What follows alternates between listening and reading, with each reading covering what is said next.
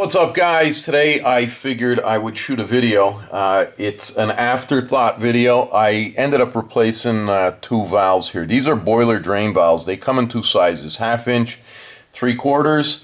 So if you're unsure, like here's an old one and it doesn't have a marking on what it is. So if you're unsure if you have 1/2 inch or 3/4, I'm going to give you a little bit of a tip on how, without taking this out from your main lines to wherever they're going.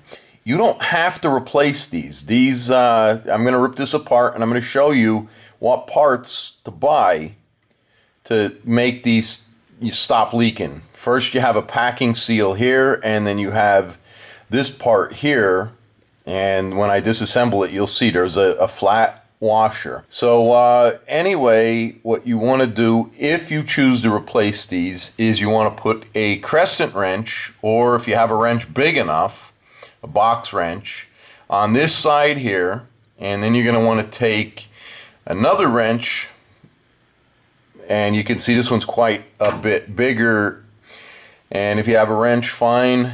You're going to have to break it loose, and it takes some force.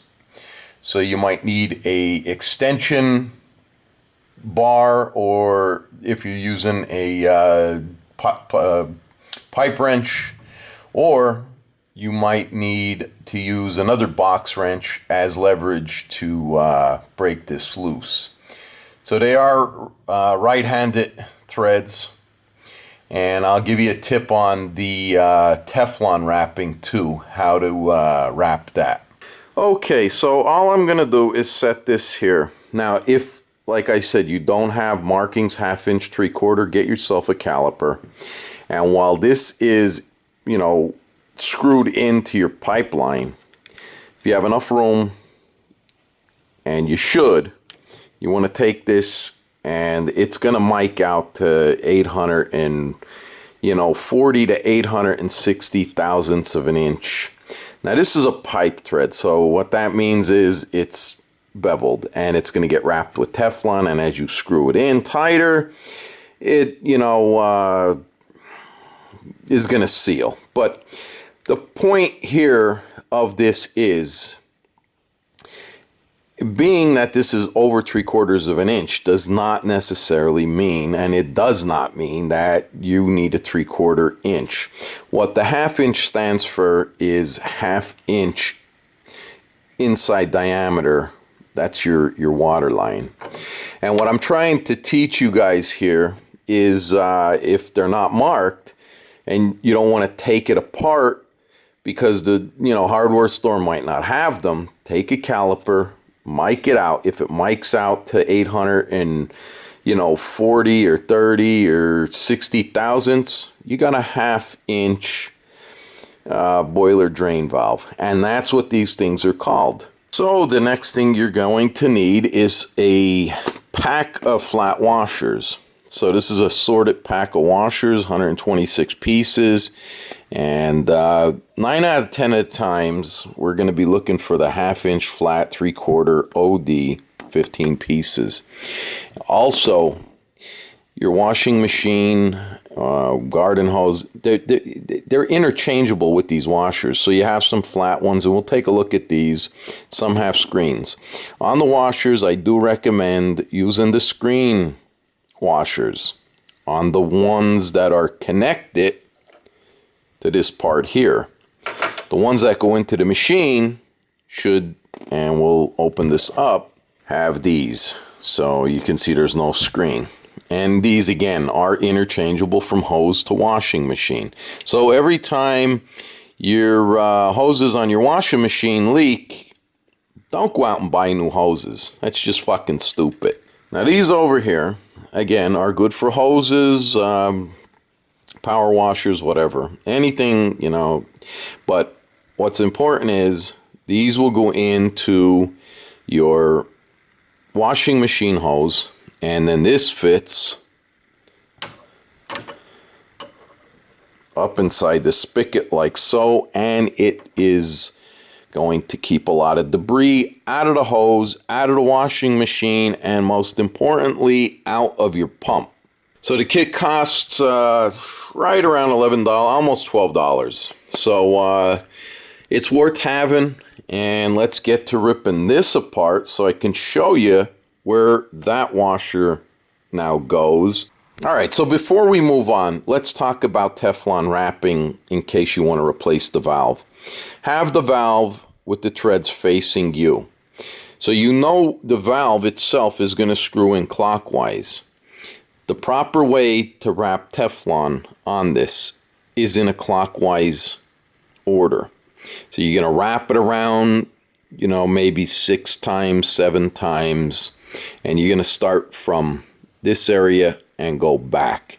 When you break the tape off, it's going to be on this side. So if we turn this around, you have the broken piece now that we just did, like you're tearing a piece of tape off on this side.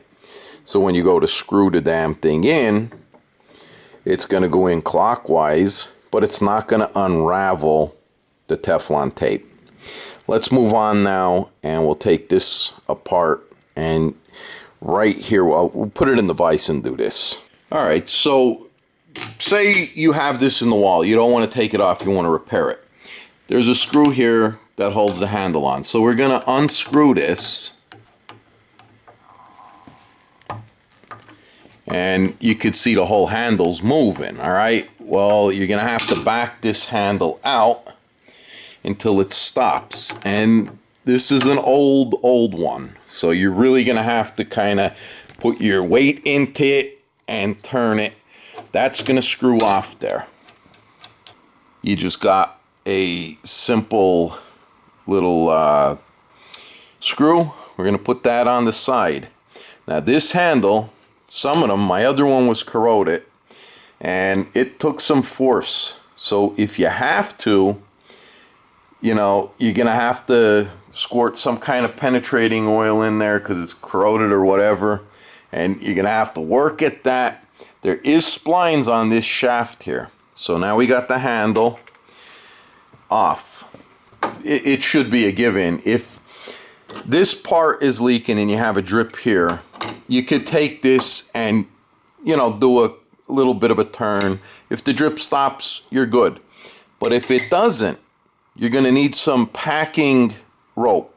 So just type in packing rope at any hardware store and get the 3/32 packing rope, and you'll wrap that around. There's graphite in here, and I already took the other one apart. You have to clean all that shit out, make sure the threads are clean. So use some, you know, elbow grease with a screwdriver, you know, whatever you got to do, clean that up real good. We'll disassemble this now.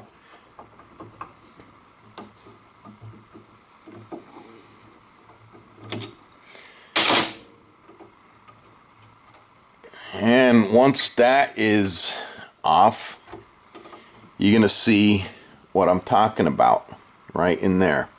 So the camera is probably not going to pick that up, but that is, it looks like a rubber seal, but it's really not. It's graphite. And maybe this one is. I'm not sure. I'll have to take a closer look at it.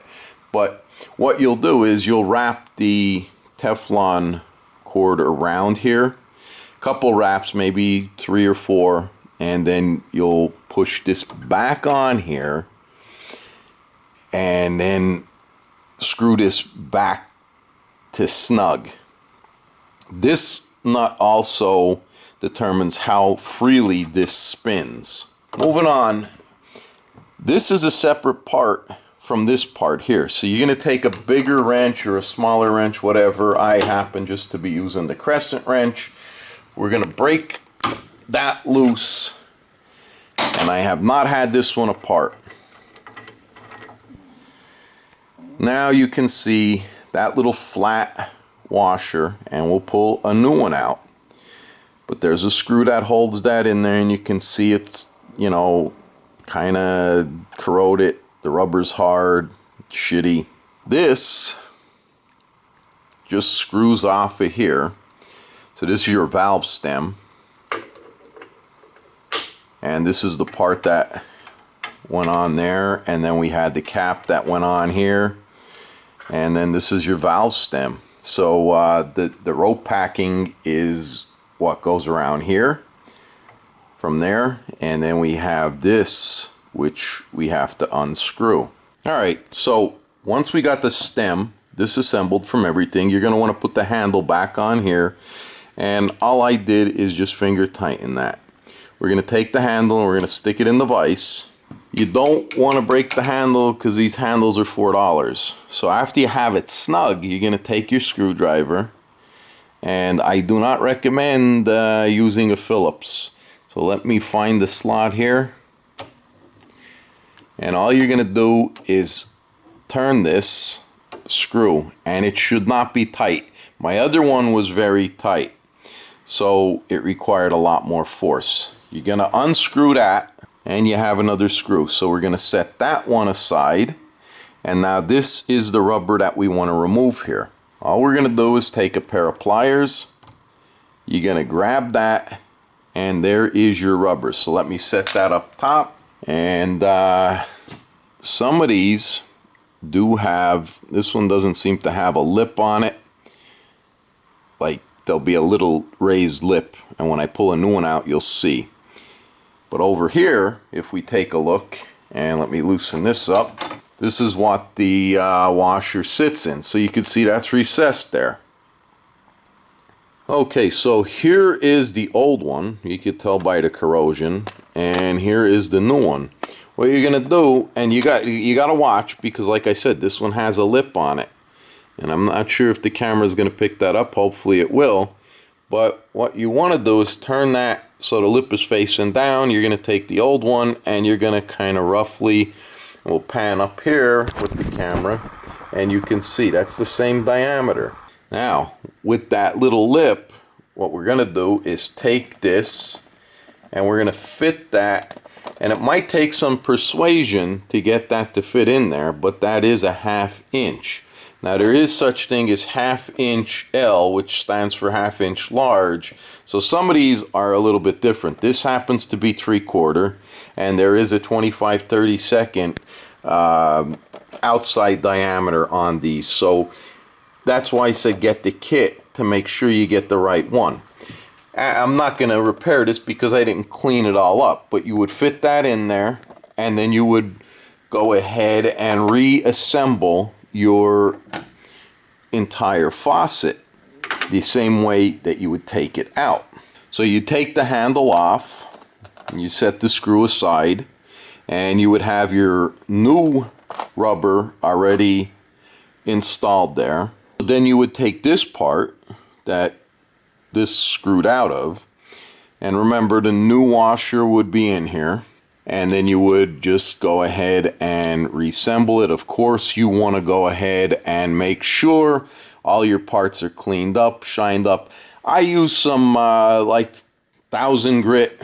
You don't want to really sand this stuff off. You just want to clean it. And then you'd take this part and you would screw it back together. And then that's where your packing rope comes back in. And you'd go ahead and screw that down, tighten it up, put the handle back on, and you don't even have to take it out of the wall.